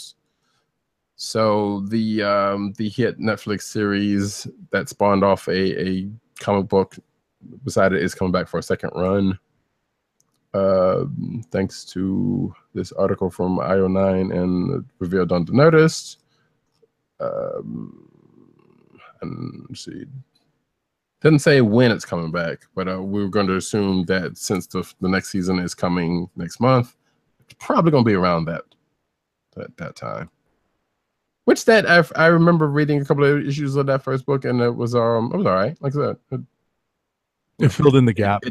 Yeah, basically. And this one seems to may possibly do the same thing. All right, cool. Shake but don't stir. Dynamite's new James Bond Solstice one-shot comic is coming out. So Daniel Craig has officially announced his last hurrah as James Bond in the 25th James Bond flick, opening a few years from now. So in the meantime, we're treated to James Bond story published by Dynamite entitled James Bond Solstice, illustrated by, written and penciled by the Eisner-nominated Ibrahim Mustafa of High Crimes and Savage Things. It's a one-shot that finds 007 on an unofficial mission into France, confronting old school Red Menace enemies. Indeed, and yeah, this is not the this is not the first book from Dynamite with the James Bond license. There have been a few. Right, there's been a number of miniseries. Oh yes. So this has been, and I want to say, Titan also has, because I know there's a book that came out this week that I hadn't had a chance to read. From the Bond Corner, and that was from it's James Bond. It was Moneypenny has a book out this week actually, and it's a one shot, and it is the actually the Moneypenny from the last couple of movies. Okay, cool. Yeah. Yes, it's called James Bond Moneypenny, and and it's also by Dynamite. Okay, so for some strange reason I was thinking Titan had some part of the license, but that would make sense that they wouldn't. Anyway, moving along. Injustice 2, first Black Manta gameplay revealed. Now, last week, I believe you guys showed off the fact that Fighter Pack 2 came out, or is coming out, and they showed some the new fighters, Black Manta being one of them. Right, the obvious one from the teasers.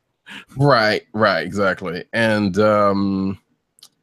speaking of Hellboy, we also found out that Raiden and Hellboy were also going to be in the Fighter Pack. But this week we get some actual gameplay from Black Manta, which, assuming he's going to be the next person out, because that's why they normally put these trailers, videos out. So that's going to be sometime next month, which probably, not I'm thinking about, it's probably going to be in a week or two. The way they've been pushing this. So if you are a fan of Injustice 2 and Black Manta, your fighter is coming for you. All righty. Kind of already talked about this, but yeah, we did read. I'll just go quickly over this. Marvel. I didn't realize this because me, I'm adverse to spoilers. So Marvel pretty much gave away the ending of Secret Empire early this week on Monday, and it was in mass media, and they basically described a lot of the events and explained a lot of the things that happened in this series and the lead up to the series. So my gut says that it's they put it out there early enough to signal to people, hey, it's ending. If you stepped away, it's ending. You may want to pick this up just to see what happens. Well, I guess that and the flack that Secret Empire has kind of been getting because of Hydra Cap. Right. I guess they wanted to go ahead and say that, hey, look, it's over with. We turned it back around. Old Cap is back. Chill. So, but yeah, there is that. Like I said, we talked about that earlier in the program. Rumor, Marvel working on Secret Wars game. So apparently there is what kind of game? We don't necessarily know. It could be a fighter, it could be actually, so according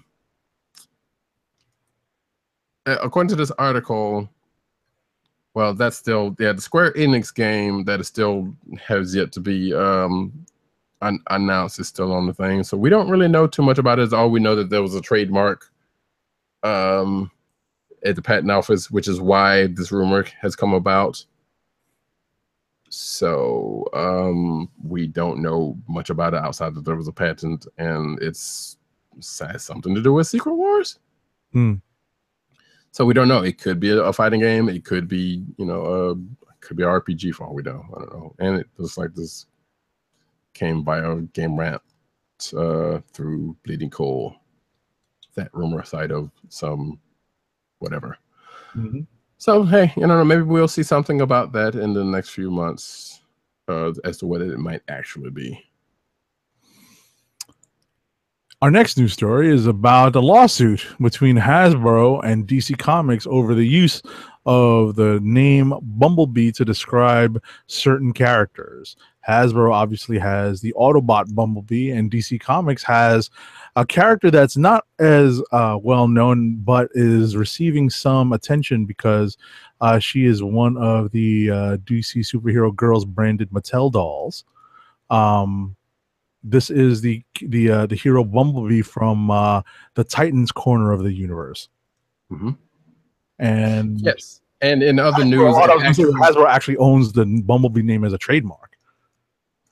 Yes, and in other news, an actual Bumblebee says, "Bzz, please." So, just in any event, humor there for you folks. Yes. In any event, it's interesting that these characters really have coexisted for the longest of times, but now that Bumblebee is reaching the toy market, that's where the money is, and that's where the impetus for this lawsuit. It's still stupid. Who is going to confuse a big transforming robot named Bumblebee as with the superhero Bumblebee? I know. So the superhero, yes. Who is going to do that? It's toys. Toys are big money. That's all I got to say. I don't care. It still doesn't make it. It's like, oh yeah, I want that Bumblebee toy. Like, okay, you want Transformers? I'm pretty sure somebody will be like, yeah, I want that Transformers Bumblebee. They won't be saying whatever. What about other toys that are Bumblebee related? I'm pretty sure there are some. I think Roddy Cat has let this particular story get under his skin like a stinger. Oh no! Jolly good show there. No. Pat, so I mean, trademark stuff is just stupid in certain cases. Like, yes, I know you have to fight for that stuff if you have a brand that you even know. But in this case, this seems stupid. Let's move on. The Mighty Crusaders writer says it will combine old Archie comics and new. So apparently there's going to be a new Mighty Crusaders book on the Archie comics line, written by, I believe, the writer of an old... sorry about that. No, you're not. Written by apparently someone who has written written these characters before, or some version of these characters before. For those of you who don't know, the Mighty Crusaders are from the Archie's superhero line from back in the day. Has nothing to do with the actual Archie characters. This was actually a superhero line they had years ago, and I guess they're bringing it back. I have never read it, so I have no too much about them either. If you're scratching your head, we do have a sound effect for this. Indeed, and here you see some characters, and that looks like looks like old Steve Steve Rogers right there. But yeah, so we see some characters from that in this article. So good luck on that for them. Next, in this story of what took them so long, The Walking Dead is getting a Pokemon Go style AR game. So this makes perfect sense for a concept that involves the real world transformed by a zombie virus. So what took them so long? Yeah, these things are not the easiest things to create, but this makes perfect sense for this particular concept. The funny thing about it is there have been zombie related games. More specifically, I believe there was a running app that was zombie related. And of course, the aforementioned Pokemon Go. So you're right. What took them so long to kind of put that together? And make this. We don't know, because this makes perfect sense. You know, Yeah. everything from creating walkers out of your friends to literally finding them around the corner. I mean, that's just the way the Walking Dead universe is set up. It makes all the sense in the world to have a game based on that. Mm-hmm. It kind of reeks of, okay, Pokemon Go is a thing, and it did wow, and I guess that's when they started working on it. Then when somebody, but who knows? It's coming out at some point. It'll be for iOS and Android, so we may or may not keep you posted on it. We'll see. So Yes. Roddy Cat will get the bold-faced story. Will I? Yeah, this is you. Okay. Oh, in the toy corner of the world. Because I noticed that this is in all bold-faced caps. Well, that part wasn't intentional because I don't know what I did to hit, or what he did. Anyway, well, whatever. That whole joke has been ruined. Oh. Yeah, that was it. That was not intentional. Sorry, Dark. It's okay.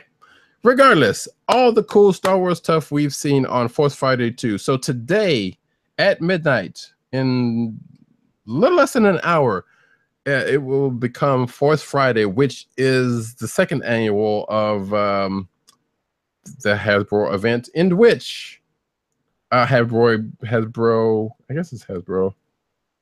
Sure, let's go with that. We'll go with Star Wars just in general. A bunch of new Star Wars toys are coming out, and they get showcased on what is called Fourth Friday.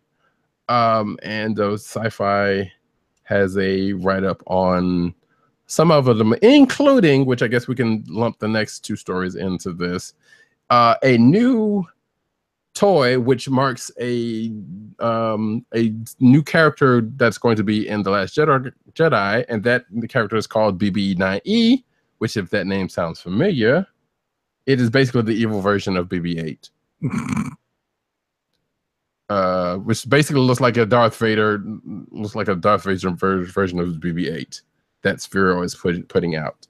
Therein, we now know that that's going to be a character in the movie. We also have, let's see, there's an AR challenge. There's, the next story also, the Lego's new Star Wars set, which apparently, where is that one? Which apparently is 7,541 pieces and the most expensive yet, which is the Lego Millennium Falcon for $800. Holy cow! Yes, I know there's some Lego Maniacs, and it comes with 10 figures, and that's freaking ridiculous. I know there's some Lego Maniacs out there that are frothing at the mouth, but that's freaking ridiculous. Yo, if you got my gosh. Yeah, true. And some other Lego stuff and some other, action figures that will also be announced. They usually do a thing on YouTube about that. I'm not sure if they are going to do that or if they have done that. So there could be something going on right now leading up to it. As we record this on Thursday night prior to. But yeah, there's a bunch of figures coming out. I'm sure if you're a Star fan, and I am kind of not to the point that we're getting to the toy side of it, but yeah, you have counted down to this day and similarly frothing at the mouth.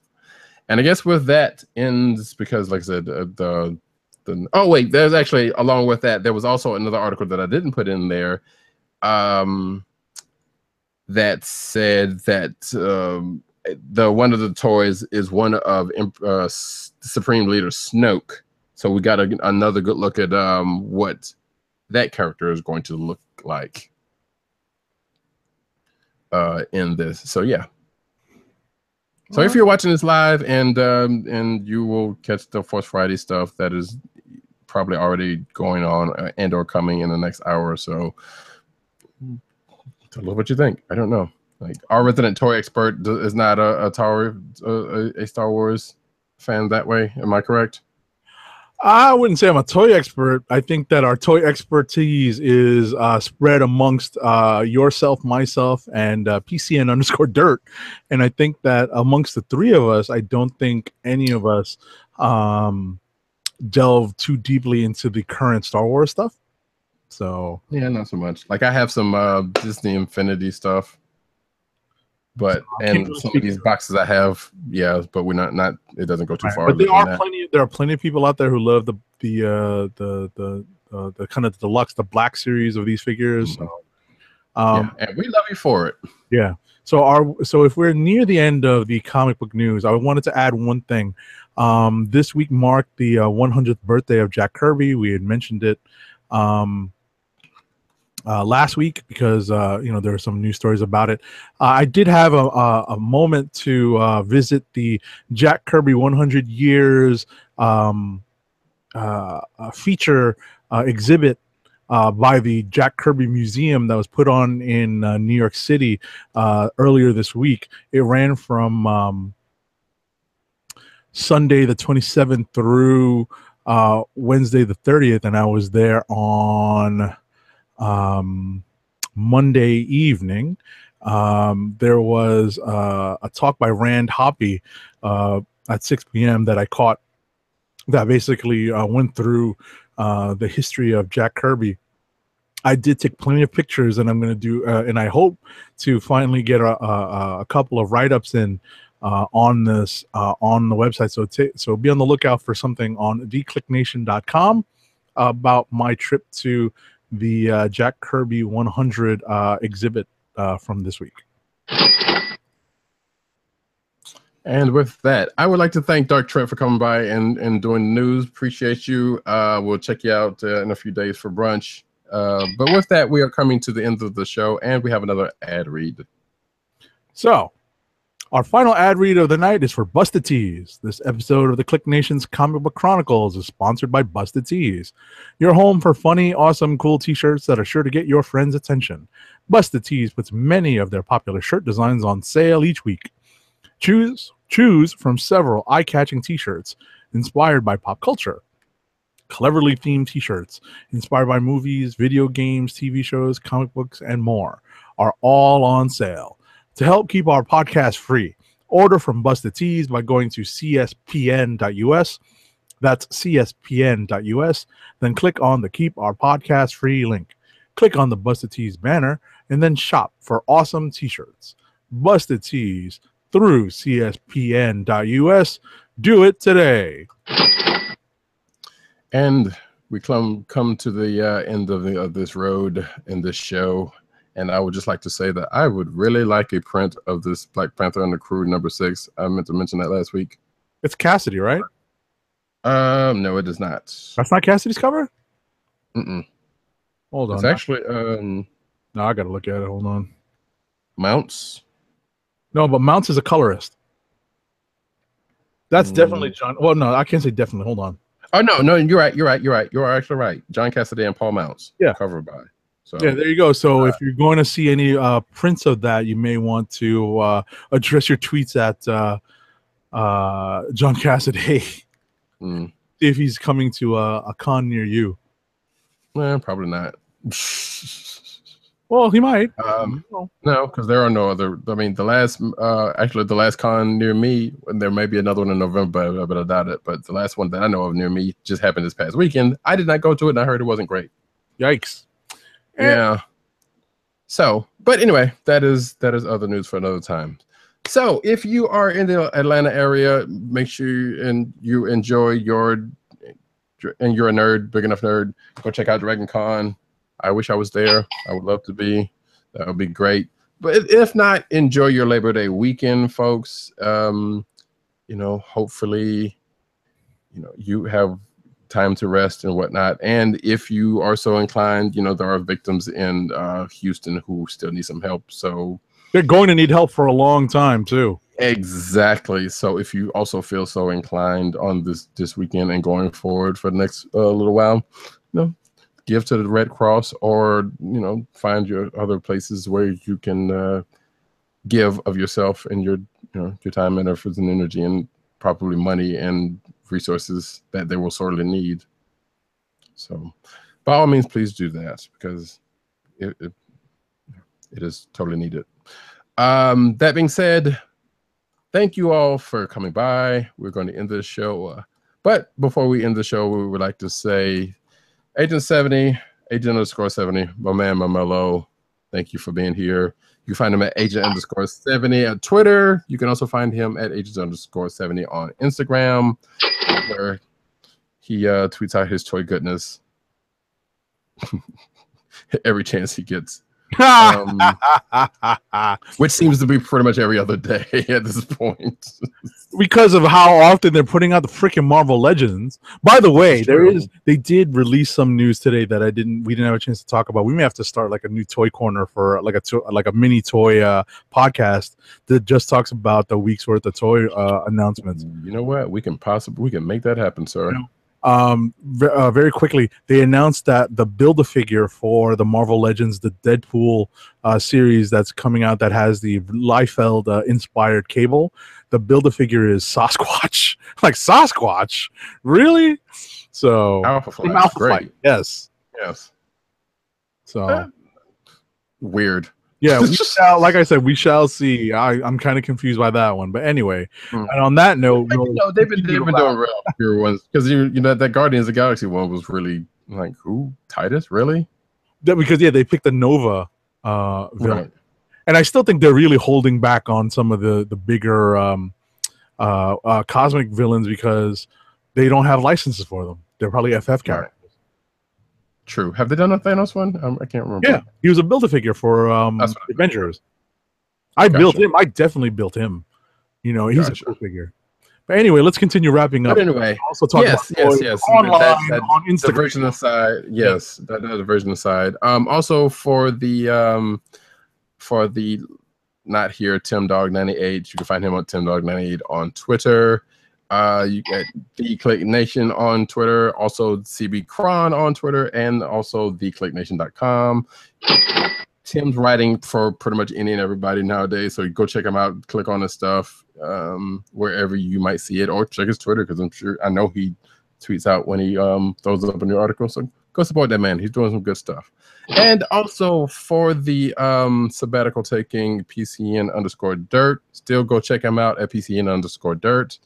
On Twitter, also Pop Culture Net on Twitter, and also definitely check out his Pop Culture Network.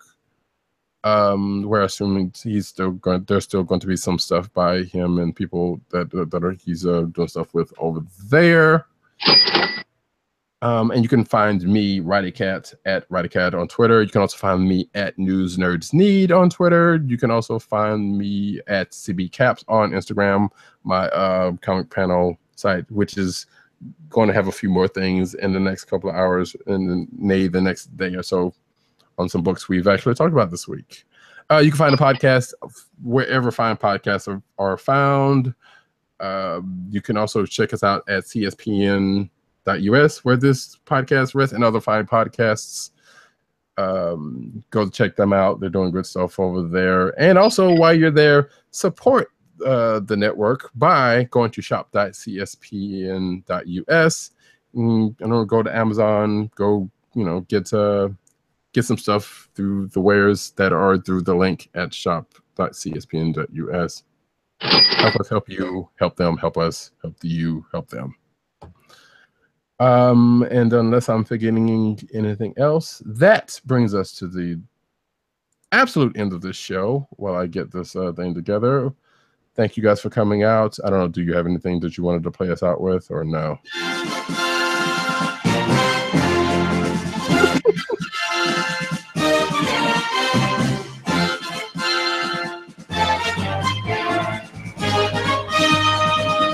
Good night, everybody. Good evening, Rick. Would you believe it's Dr. Doom? What's on your evil mind? Hold your insulting tongue and mock my words well. Top of this room.